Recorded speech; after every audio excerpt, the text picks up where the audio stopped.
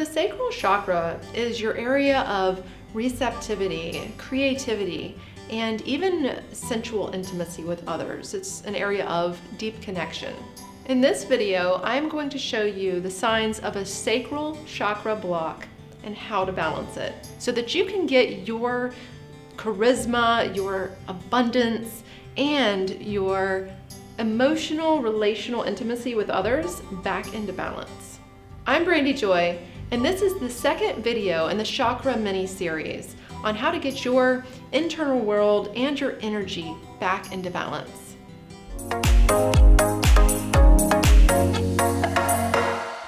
So the sacral chakra is your area of vulnerability. It's your area of sensitivity and emotion. This is how you feel people, and this is how people feel you.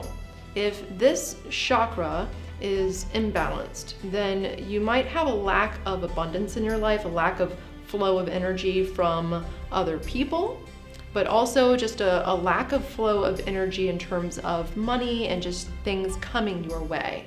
It has everything to do with money and abundance and also relationships. Do you have unhealthy power dynamics in your relationships? It can also be hypersexuality, hyposexuality, which is not really feeling like having sex. It can also be that you work all of the time, you stay very busy and working, and you just don't really have any money. You could feel guilty about making money. An underlying feeling of guilt when you have things, when you have money, when you're able to feel comfortable. You start feeling a little bit guilty, like you should help others more or give more of your money away, and it could just be an unconscious feeling. And finally, do you hide your vulnerabilities from other people? If you have a sacral chakra that is contracted, then a lot of times other people can't feel you, so they don't feel like you need them. So they're not very attracted to you, or they have a block as well, and so they kind of mesh with you pretty well because they're also blocked and protected. So there's this like contraction of the energy of vulnerability, and so you're always saying like, oh, I don't need anyone. You know, that's that feeling of like, I don't want to need anybody and I don't want anybody to need me, and you just have kind of an emotional wall up. And this causes issues because then people don't really give things to you, things don't flow to you because that receptive chakra is blocked.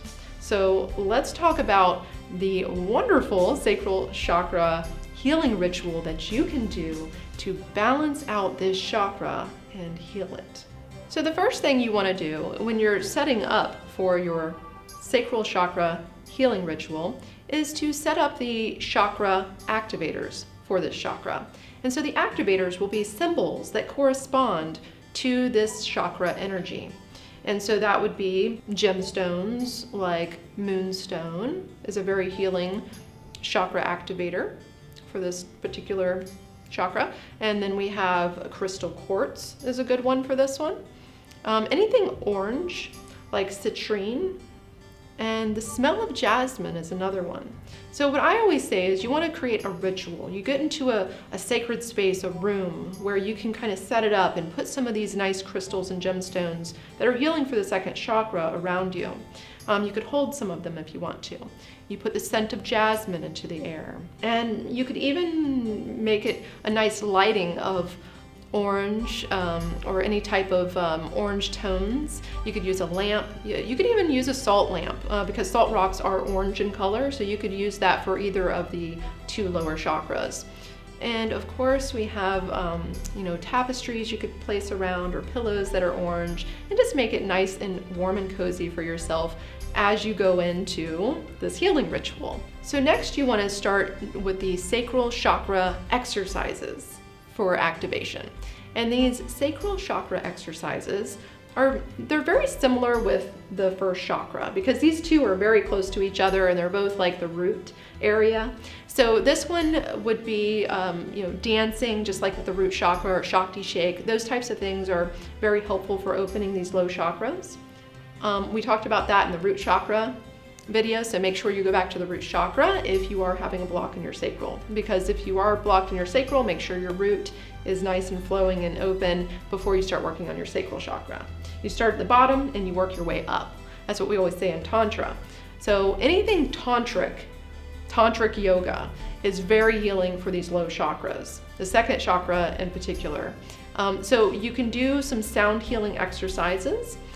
So for instance, you could use the sound hu, and you can do the mudra with your hands, where you place your hands like this, and then your thumbs like this, right, together. And then you just place that down into your lap as you do some chanting. You can do some hip rolls. And so hip rolls, you will just, roll, right? So you just roll, roll your hips, and that will help. Any type of hip opening exercises will help to open up that second chakra area, right? And then you can do the chanting. So one of the ways you can do this with Tantra is that you can kind of lean forward and then roll back, and then you chant hu. So you roll back, hu, and then you roll forward, and then you contract back, hu. Another thing you can do is you can just sit still, and you can sit with the mudra, and you can chant the sound of the second chakra. Another one is Vam, and that's with a V. So you would chant Vam.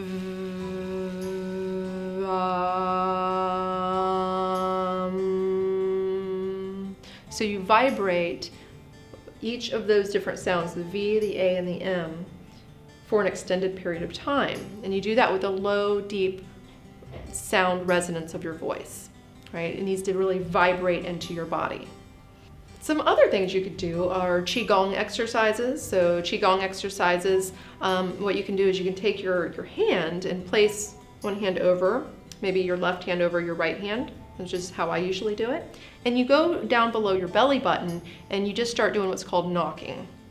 And so knocking on the dantian is like it's your second chakra. It's also the center of your emotional body. So you're just kind of placing that and you're just lightly knocking, right? And so that is actually very activating for that chakra as well. And finally, we have the Sacral Chakra consciousness reprogramming exercises. So after your ritual, after you're doing some of the good, tantric exercises or Qigong and just activating that energy there with sounds, and with the sounds, with Vam, for instance, or Hu, you can do those for as long as you want. Usually with Hu, you want to do it for about a minute, and with Vam, you want to chant Vam for about 7 times. Now, you can do it however long you want. You can do 3 times. Sometimes when I'm in a hurry, I'll do like 3 times, but usually I'll do 7 times. You could even do 10 if you wanted to. There's really not a set that you have to do. But anyways, so let's move on to the consciousness reprogramming exercises. And the consciousness reprogramming exercises, they come from meditations and hypnosis. So what you do is you grab your mala beads, your prayer beads, and you can hold those in your hand. And the reason we use those is because they're really good for unconsciously counting so that you don't have to count in your head.